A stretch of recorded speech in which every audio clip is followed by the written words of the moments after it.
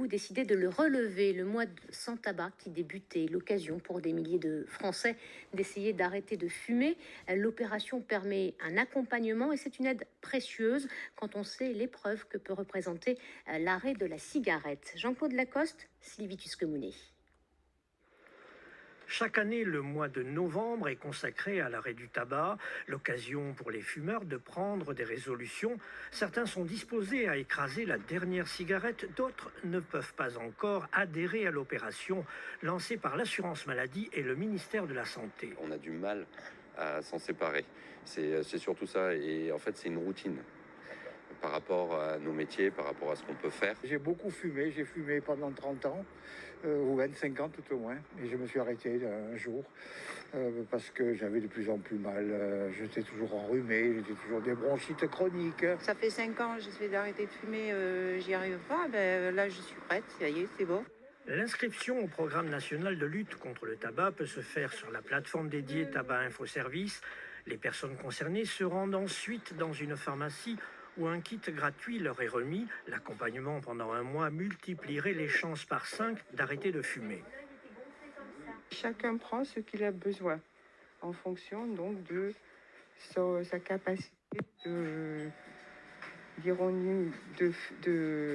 d'accepter l'accompagnement ou pas. Et ça permet aussi d'avoir des idées qu'on n'a pas forcément. Le tabac tue 45 000 personnes par cancer chaque année.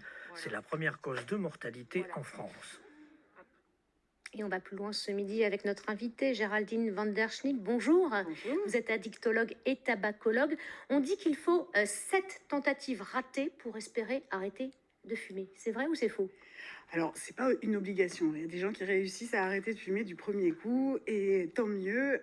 Mais le fait est que la rechute est un symptôme de l'addiction. Et faire une rechute, c'est juste un signe qu'on était vraiment dans une situation de dépendance. Et donc, du coup, effectivement, il y a un circuit en fait qui se fait et on apprend des rechutes.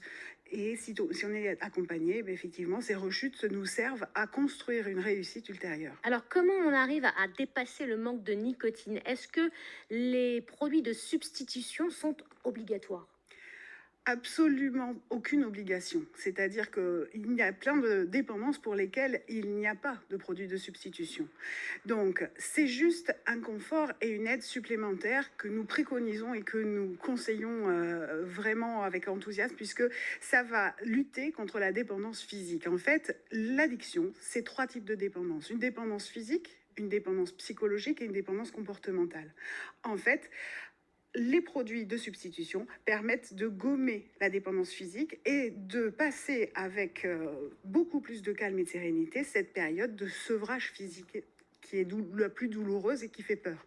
Je voudrais votre avis. On voit beaucoup de jeunes dans la rue vapoter. Est-ce que le tabacologue que vous êtes est inquiet par rapport à cela ?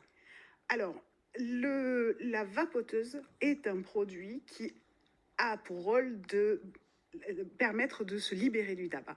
La problématique, c'est que 10% des jeunes n'étaient pas fumeurs quand ils se sont mis à vapoter. Alors oui, c'est inquiétant parce que même si on sait qu'une cigarette électronique est bien moins toxique que la cigarette et les 4000 substances qu'elle contient, on sait qu'il y a quand même une petite toxicité. Il est absolument positif de vapoter quand on était fumeur et c'est un gros progrès et il ne faut pas avoir peur de la vapote au point de retourner à la cigarette.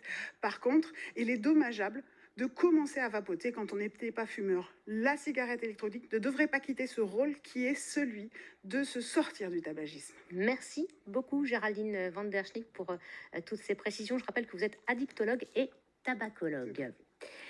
La suite